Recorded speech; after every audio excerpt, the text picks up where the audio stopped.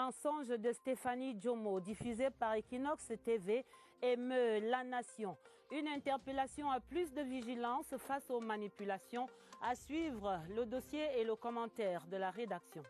Menace sur la vie des malades d'insuffisance rénale dans la région de l'Est. Le centre d'hémodialyse est à l'arrêt depuis 6 mois. On compte déjà une quinzaine de décès. La situation sur place à Berthois, ce sera le dossier des régions. Menace sur la corne de l'Afrique, le Tigré revendique une improbable indépendance face à l'Éthiopie. L'Éthiopie mobilisée contre ces velléités séparatistes d'une autre époque. Nous ferons le point en page internationale. Voilà pour les titres. Développement après ce message.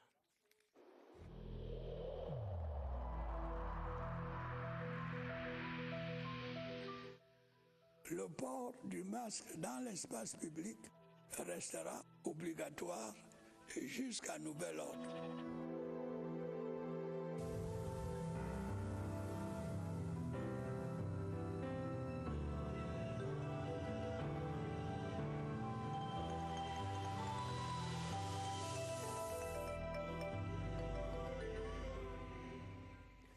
Ouvrons donc avec le dossier du journal pour comprendre ce qu'on appelle désormais l'affaire du vrai-faux témoignage de Equinox TV ou encore l'affaire Stéphanie Djomo, du nom de cette dame reçue par la chaîne 8 jours après le massacre de Kumba. Dans un récit des plus poignants, elle va partager la prétendue douleur de la perte de ses jumelles, près de 10 minutes d'un mélodrame fictif ponctué par des sanglots dignes des pleureuses professionnelles. Mais voici la vérité à rattraper, la fiction. Lucrèce Mbenga.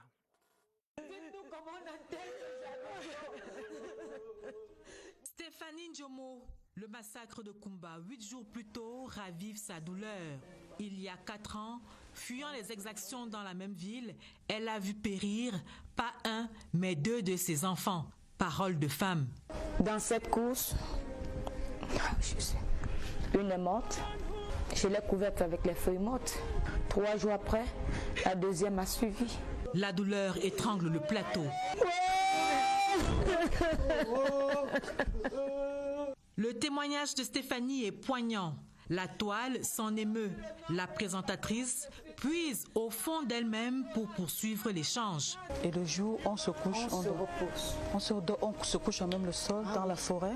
Oui, Stéphanie en a bavé. Elle a encore en mémoire les crépitements des balles et les images atroces de sa mésaventure. On traversait sur le corps des hommes en tenue, des balles partout, des coups de machette. Il y avait tout. J'avais franchement les genoux pourris, puisqu'il fallait ramper dans la forêt. Et la mise en scène se poursuit. Douleur, peur, famine, Stéphanie a tout connu. On n'avait rien. Il y avait les kumbabrettes. On se défendait avec. Les eaux que nous buvions, on ne savait pas de quelle eau il s'agit. Compassion émue du plateau. Les femmes pleurent sur les enfants tués dans le nord-ouest et le sud-ouest et sur cette sale guerre qui ne finit pas. Nous sommes fatigués. Nous sommes fatigués.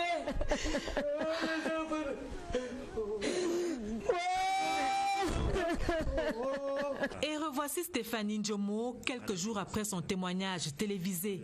La mine est toujours aussi défaite, non plus à cause de la perte de ses enfants, mais à cause de la vérité. Elle l'a rattrapé. Mensonge de femme. C'est vous qui parlez là. Et oui, le récit de Stéphanie Djomo sur le plateau de Equinox Télévision n'était que pure fiction. Face à la confrontation des faits, donc, ce témoignage poignant sur la mort de ses jumelles s'avère être simplement de la manipulation, un faux, un cas de flagrant délit de propagation de fausses nouvelles. Interpellée, Dame Djomo a finalement été libérée sous caution, s'engageant à répondre à toutes les convocations éventuelles des autorités judiciaires. Le plus effroyable, c'est qu'elle avoue la super chérie, Séverin Alégambélé. Des larmes d'émotion, des gouttes qui coulent le long des joues, en signe d'affliction, de chagrin. Des larmes pas artificielles cette fois, au lendemain d'une affaire qui choque la décence. Je voulais apporter, je ne sais pas comment dire ça, ma contribution à demander la paix, j'ai rejoint un groupe. J'ai rejoint un groupe qui pleure les enfants du Nozo. Et déjà, je n'étais pas préparée à aller sur une chaîne de télé ou une chaîne de radio. Je savais que c'était juste pour pleurer comme tout le monde pleure. Mais nous avons fait des sorties où on a pleuré dans plusieurs carrefours jusqu'au jour où on nous annonce toujours dans le groupe qu'on devait se retrouver à Equinox. Donc c'est comme ça que je me retrouve à Equinox, sur le plateau d'Equinox, et je partage cette histoire qui n'est pas vraie. L'auteur du fait, qualifié de fausse nouvelle, regrette la faute commise. Ça m'avait jamais traversé l'esprit. Je me suis retrouvée là. Oui, je regrette. Sincèrement, je regrette.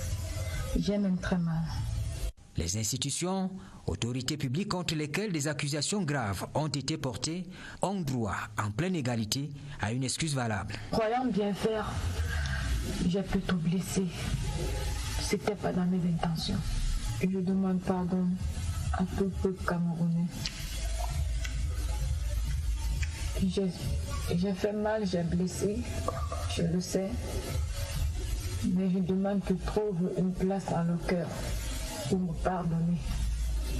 Parce que de moi-même, je ne parviens pas à me pardonner. Mais je crois bien que leur pardon pourra m'affecter. Inculpée de ce fait délictueux, Victoire Stéphanie Ndjomo Yebmo a bénéficié d'une mise en liberté sous caution. Au tribunal, elle a présenté des garants fiables pour son éventuelle représentation en justice. Indécent et impudique au moment où les masques tombent et où la vérité des faits triomphe, on voit clairement l'objectif derrière cette forfaiture, ternir l'image du Cameroun par une mise en scène d'un misérabilisme accusateur, des mensonges qui appellent l'opinion publique d'ici et d'ailleurs à plus de vigilance. Romuald Chisongok signe le commentaire de la rédaction. En temps de crise, c'est connu, les mots ont une puissance de rafale. Y verser encore des larmes peut émouvoir le monde entier. C'est ce qui s'est passé en Mondovision, à Equinox Télévision, plaçant le Cameroun au centre d'une publicité dont le pays se serait bien passé volontiers. Les auteurs visibles et invisibles, acteurs supposés et réels de cette mise en théâtre d'une douleur nationale, se présentent à tort en héros ou martyrs. Une telle démarche participe du viol des foules innocentes à travers l'instrumentalisation d'une crise qui déconstruit le passé commun, détruit le présent et nuit à l'avenir de plusieurs générations de Camerounais. Dans un contexte où tout flambe, les médias doivent contribuer à l'apaisement en refusant de relayer les positions partisanes et les postures qui divisent. La responsabilité, l'éthique et la déontologie des journalistes peuvent utilement contribuer au retour de la paix.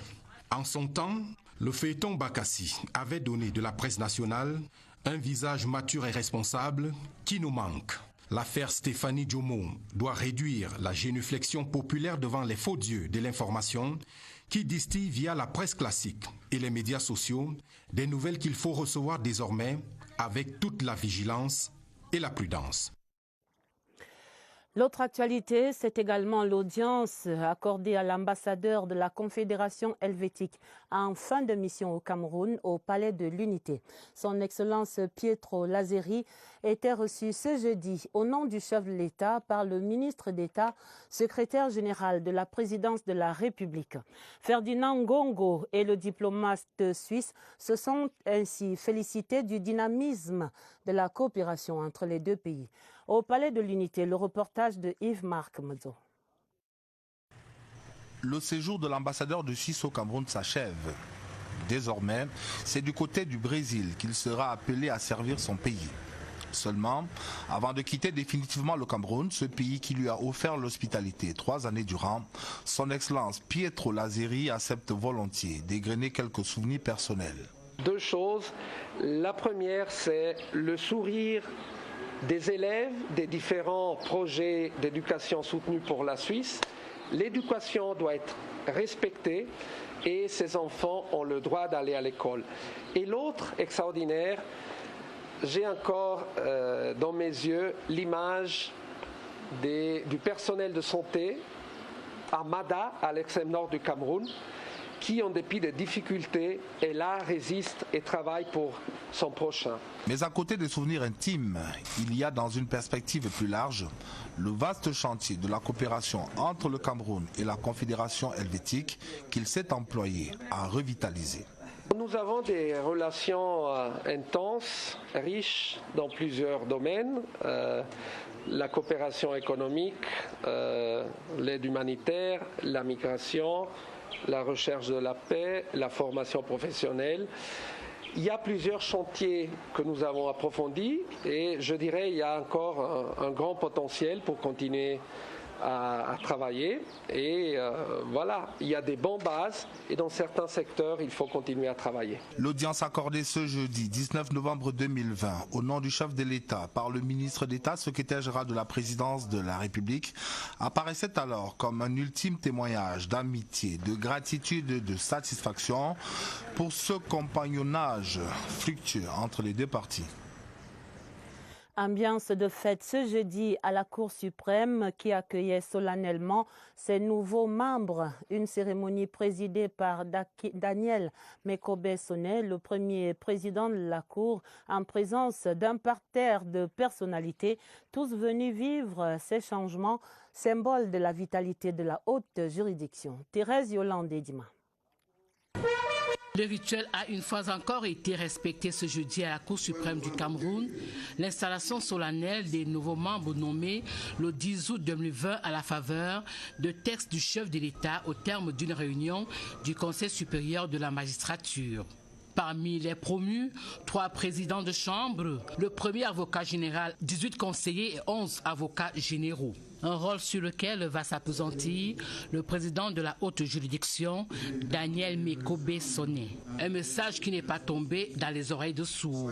Je suis dans le chantier de la gouvernance. Je veille, n'est-ce pas, sur la sincérité, la véracité et la traçabilité des comptes publics. Je vais y apporter toute mon expertise, toute mon expérience, pour s'assurer que le travail qui échoue au parquet tout entier le soit de façon efficiente. C'est à la haute juridiction qu'on développe le droit positif du Cameroun. On produit la jurisprudence et on garantit au mieux les droits humains et les libertés fondamentales. La nouvelle cuvée comprend 9 femmes. Dans cette même dynamique, au sommet de la justice camerounaise, 250 jeunes magistrats ont prêté serment ce jeudi à la Cour suprême. Il s'agit d'une cuvée intégrée par décret présidentiel du 10 août dans le corps de la magistrature. Voici l'audience solennelle et les réquisitions du jour. Un reportage de Nicole Dodo. Le serment souligne la suprématie du droit et l'indépendance du magistrat. Le procureur général près la Cour suprême du Cameroun, Luc Ndjodo, a dans ses réquisitions rappelé que c'est un acte sacré républicain. Occasion d'attirer l'attention des nouveaux magistrats sur les attentes des pouvoirs publics au moment où ils entrent en fonction. Lorsque nous irons rejoindre nos postes de service, nous devons être intègres, comme le dit le nom de notre promotion. Et qui dit intègre dit servir son pays avec honnêteté. 250 jeunes magistrats issus de 3 promotions de l'École nationale d'administration et de magistrature ENAM, parmi lesquels 50 de la section Common Law, premier contingent. Les assermentés l'ont bien compris, tout manquement au serment constitue une faute disciplinaire. Le procureur général nous a conseillé quelques pratiques à mettre en œuvre le principe de la subordination hiérarchique, le principe d'endurance au travail, d'assiduité. Le magistrat doit être intègre. Le magistrat doit alors s'abstenir de toute attitude prompte à peser sur ses actes. La Cour suprême reçoit ainsi du sang neuf pour assurer toujours mieux son rôle d'arbitre dans l'application du droit et la sauvegarde de l'état de droit au Cameroun. Regard à présent au sommet de l'architecture juridique du Cameroun avec Jean-Pierre Congé. Considérée par la Constitution du Cameroun comme la plus haute juridiction de l'État en matière judiciaire, administrative et du jugement des comptes, la Cour suprême exerce cette compétence à travers ses 3 chambres. La Chambre judiciaire statue souverainement sur le contentieux issu des juridictions inférieures de l'ordre judiciaire. La Chambre administrative connaît l'ensemble du contentieux administratif de l'État et des autres collectivités publiques et des appels formés contre les décisions rendues en matière de contentieux des élections régionales et municipales. La Chambre des comptes, quant à elle, est compétente pour contrôler et statuer sur les comptes publics et sur les entreprises publiques et parapubliques. En toutes ces matières et par-dessus tout, la Cour suprême veille au respect de la loi et fixe le cap pour ce qui est de la jurisprudence. Lorsqu'on n'est pas satisfait par une décision rendue en premier et dernier ressort, on saisit la Cour suprême. Lorsque la Cour suprême a tranché sur un point, personne d'autre ne peut dire le contraire. C'est vrai, il y a parfois des revirements, la Cour suprême, il y a évolution des textes et autres, mais toujours est-il que c'est de la Cour suprême que nous avons cette évolution-là. Donc elle est justement là pour veiller à ce que la loi n'est pas violée et que tout ce qui est fait en inférieur est fait en conformité avec la loi. Une position qui lui vaut l'appellation de locomotive de la fonction juridictionnelle au Cameroun. La suite de la session parlementaire de novembre, le Sénat qui recevait ce jeudi 6 projets de loi, dont celui portant loi de règlement pour l'exercice 2019, le texte déjà examiné cette semaine par la Chambre basse. D'autres précisions, Mathieu Kemgo. Parmi les 6 projets de loi communiqués aux sénateurs par le premier vice-président du Sénat, Aboubakari Abdoulaye, l'on trouve en bonne place le projet de loi de règlement pour l'exercice 2019. Pour ce qui est des projets de loi de ratification, l'un autorise le président de la République à procéder à l'adhésion du Cameroun au protocole additionnel de Nagoya-Kuala Lumpur sur la responsabilité et la réparation relatif au protocole de Cartagena sur la prévention des risques biotechnologiques. L'autre porte sur l'accord de coopération en matière de migration entre le Cameroun et le Conseil fédéral suisse. Le troisième projet de loi autorise le président de la République à ratifier l'accord de coopération en matière de police criminelle entre les États de l'Afrique centrale. Et enfin, le projet de loi autorisant le président de la République à ratifier l'accord entre le Cameroun et les Émirats arabes unis relatif aux services aériens entre les 2 pays et au-delà. Ces textes vont être examinés en commission en présence des membres du gouvernement concernés avant leur adoption en plénière. Et la campagne électorale qui s'annonce pour les élections régionales. Et dans le cadre de cet événement, les partis politiques qui vont concourir à cette élection des conseillers régionaux du 6 décembre 2020 sont informés par le directeur général de la CRTV que les enregistrements de leurs messages de campagne sont prévus du samedi 21 au samedi 21 novembre, bien sûr, au samedi 5 décembre 2020, ainsi qu'il suit de 10h30 à 13h30 au centre de production de la CRTV ici à Mbala 2 pour ce qui concerne la télévision, et puis de 14h à 17h au poste national pour ce qui concerne la radio. Les enregistrements se dérouleront conformément aux arrêtés du ministre de la Communication qui fixe les conditions de production, de programmation et de diffusion ainsi que les temps d'antenne impartis aux partis politiques dans le cadre de cette campagne électorale. C'est un communiqué que signe le directeur général de la CRTV, Charles Ndongo. Parlons à présent des retombées du barrage de Monveleux qui donne du sourire aux populations de Man dans le sud. La localité de la vallée d'Untem est désormais connectée au réseau électrique et le directeur général de Electricity Development Corporation qui impulsait cette connexion sur le site au cours de cette semaine annonce la suite de l'opération à travers la région pour bientôt. Charles Abossolo Oba était à Man. Après des années de bons et loyaux services, ce fer à charbon s'apprête à rejoindre le placard, tout comme ces machines à coudre mécaniques. Voilà mon fer à charbon. Voilà ça. Je pense qu'à partir d'aujourd'hui, d'ici 2 jours, on ne va plus utiliser le fer à charbon. On va utiliser le fer électrique. Ça veut dire que on est tellement fiers. Au centre-ville, les lampadaires allumés ça et là inaugurent ces terres nouvelles. Un ouf de soulagement pour les populations au bout de plusieurs années d'attente. Les autres localités bénéficiaient déjà de ce courant, mais l'arrondissement de Man, sinon le département de la vallée du Ntem, tout entier n'avait pas encore de l'énergie. C'est le processus d'électrification de la vallée du Ntem qui est ainsi amorcé. L'énergie, quand elle arrive en Kolkoumou à Yaoundé, entre mars et juin, on doit terminer l'électrification de tous les villages. C'est des engagements forts que nous allons tenir. Une concertation en Man entre chefs traditionnels, élites, autorités administratives et EDC a également permis d'aborder le volet environnemental et social, notamment le programme d'accompagnement socio-économique de Menveule en cours de redynamisation pour le mieux-être des populations de la zone d'emprise du projet. Le dossier des régions à présent pour aller vivre la détresse des patients sous dialyse à l'Est. 15 de ces malades atteints d'insuffisance rénale seraient décédés faute de soins. La raison, voici près de 6 mois maintenant que le centre d'hémodialyse de Berthois est totalement à l'arrêt. Elvis Nguimaison sur le site raconte.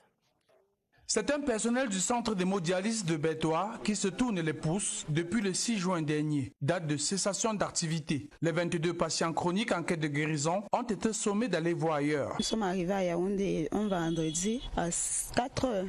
C'est à 19h qu'on a pris le patient en charge. 5 mois après, sur les 22 patients renvoyés, 15 sont décédés. Se déporter pour aller dans une ville où vous ne résidez pas souvent, pour dialyser 2 fois par semaine, c'est pas chose aisée. La disponibilité des kits ne suffira pas à faire redémarrer les machines. Le fait qu'on soit en fermeture prolongée depuis presque 6 mois maintenant, c'est clair que les circuits d'eau vont être encrassés, pleins de calcaire, bourrés de boue et tout ça. Des mesures urgentes s'imposent pour redonner une lueur d'espoir à ces malades d'insuffisance rénale.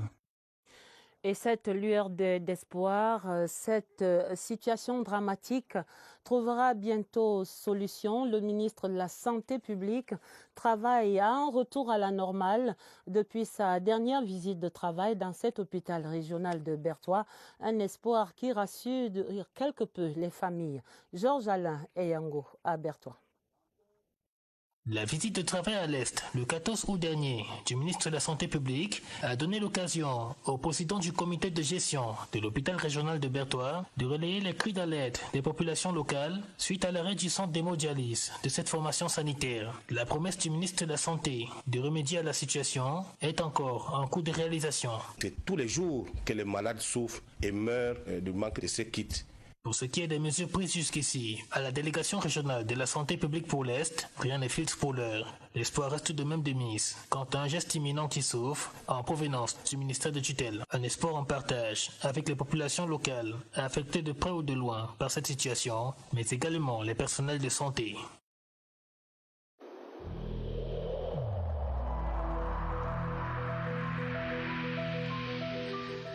N'oublions pas que la négligence d'une seule personne peut nuire gravement à l'ensemble de la communauté.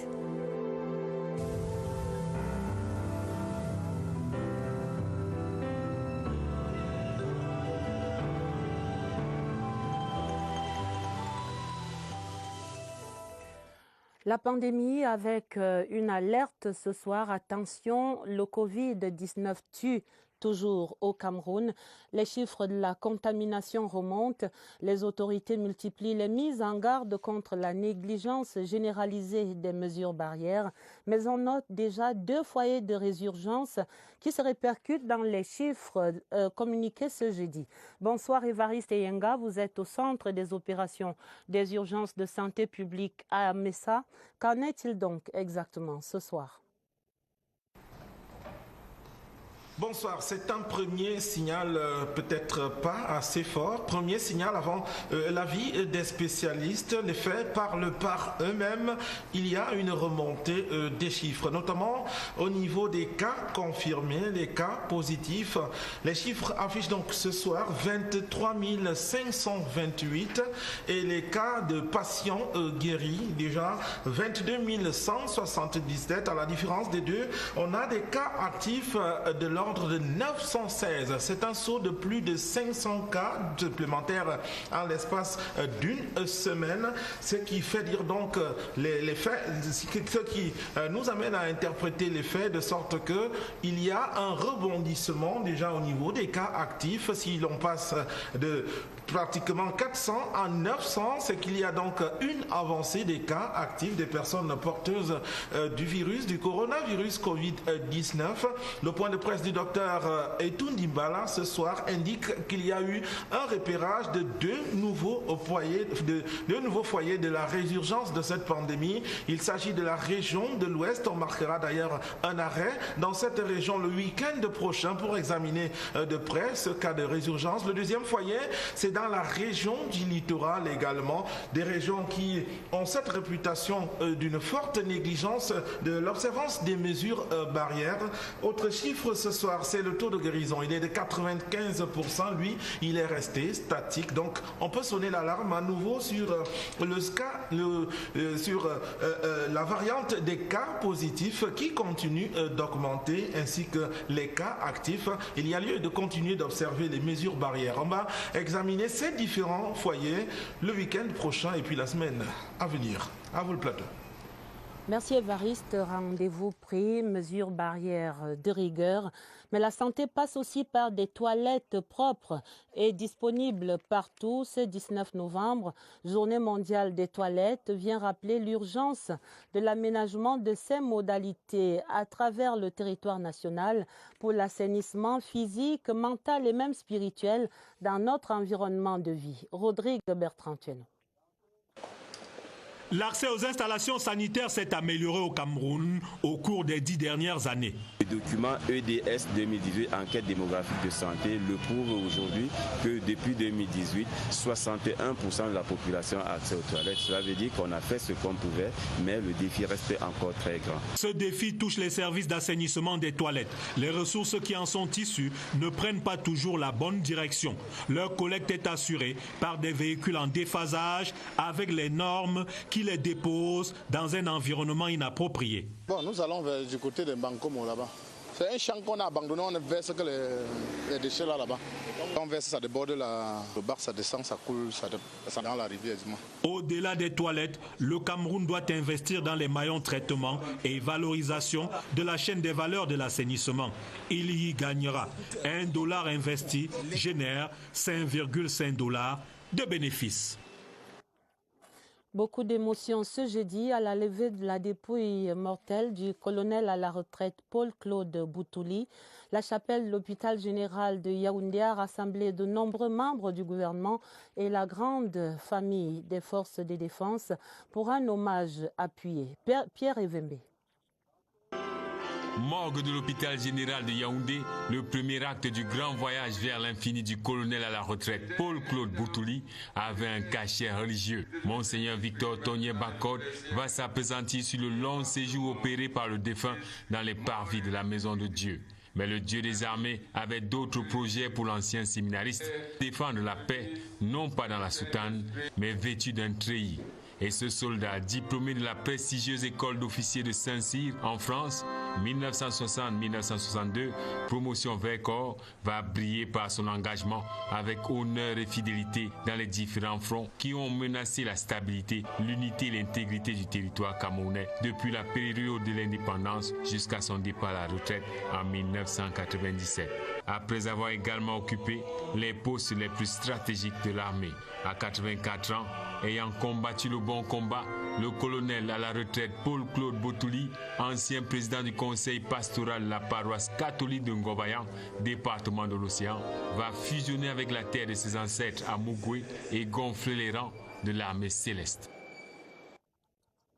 En international, je signale ce télégramme officiel de félicitations du président de la République, son Excellence Paul Biya, à son Altesse Sérénissime Albert II, Prince souverain de Monaco.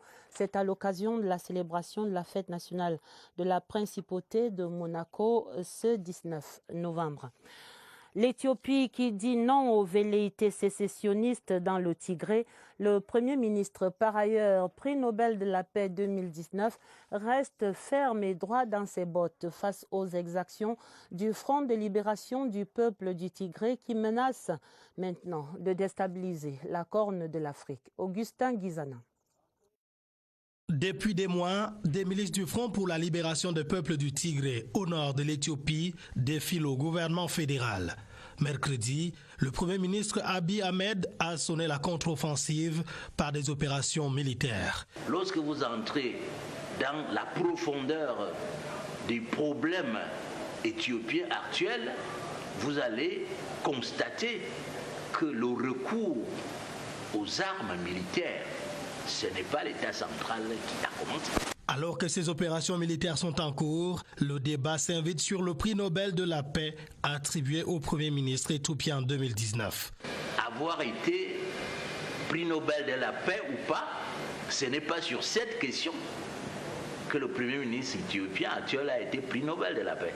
C'était sur un autre différend face à l'Érythrée. Il ne peut donc accepter un autre démembrement. Dans tous les cas, le Premier ministre éthiopien a qualifié les agissements du Front de libération du peuple du Tigré comme étant démesurés et d'intransigeance criminelle. La page des sports sur la route du Tour pour vivre la deuxième étape du Grand Prix cycliste Chantal Biya. Ce jeudi, la victoire du Burkinabé Paul Domon avec un chrono de 3 heures 21 minutes et 29 secondes. Le maillot jaune reste rwandais et le Camerounais Clovis Kamzon Abesolo est arrivé 4e. Merlin Kamla était à l'étape à Konolinga à Bamban. Pour la deuxième fois, l'hymne du Rwanda retentit à la 20e édition du Grand Prix Chantal Biya. À l'arrivée à la place des fêtes d'Abomban, le Burkinabé Paul Domon est en tête. C'était vraiment compliqué, une journée très chaude, vraiment beaucoup d'attaques, c'était très difficile. Il est suivi par le Slovaque Kubis Lukas et Cissé Isiaka de Côte d'Ivoire. Des performances pas suffisantes pour rattraper le temps de Moïse Mugisha. Le premier Camerounais, Clovis Kamzon Abosolo, est classé 4e avec le même chrono que le vainqueur d'étape, soit 3 heures 21 minutes 29 secondes. Il passe ainsi de 44 à 34 secondes de retard sur le maillot jaune. La troisième étape, longue de 167 km, se dispute ce vendredi entre Yaoundé et Bolo-Bankolandom dans la région du Sud. Le directeur général de Total Cameroun éleva la dignité de chevalier de l'Ordre national de la valeur par le président de la République. Il recevait la distinction au cours d'une cérémonie à Douala, présidée par le gouverneur Samuel Dieudonné Vaadibois. Napoléon Bonaparte Besson. Tout un symbole qui fera histoire. Un gouverneur, celui de la région du littoral, accompagné de son état-major, des autorités diplomatiques et celles traditionnelles avec en tête le président en exercice du Ngondo. Non loin, les partenaires, clients, fournisseurs et sous-traitants de Total Cameroun et le staff managérial de la dite entreprise française. Toute une mobilisation pour décorer le directeur général de Total Cameroun, chevalier de l'Ordre national de la valeur au titre du 20 mai 2020. C'est un vrai honneur d'être décoré pour un Total Cameroun chevalier de l'Ordre de la valeur. Je la décerne finalement à tous les collaborateurs qui sont à Total Cameroun, à tous nos gérants de stations-service, à tous nos employés, à tous les partenaires ici qui sont là, les entreprises qui travaillent pour nous, avec nous. Et je remercie beaucoup le gouvernement de la République du Cameroun, son Excellence Paul Biya. Et puisque toute médaille se veut le reflet d'un travail salué, la vedette du jour, top management de Total Cameroun, s'engage à parfaire les performances de la structure leader dans la distribution des produits pétroliers et des services associés.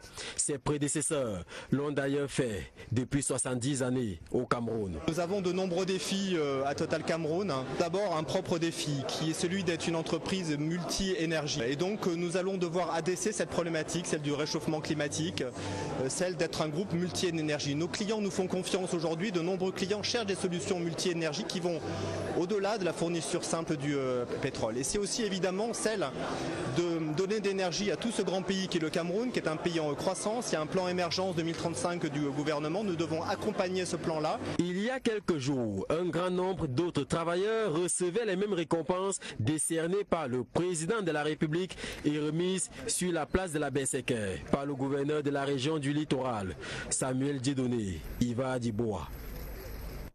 La fin du 20h30, une édition préparée avec la collaboration de Christelle Fouda et de Augusta Ngononga. Vous aurez d'autres informations sur cette antenne à minuit. Et pour les éditions du week-end, dès demain vendredi au 20h30, vous serez en compagnie de Lucrèce Mebenga. D'avance, un excellent début de week-end et à lundi, 20h30.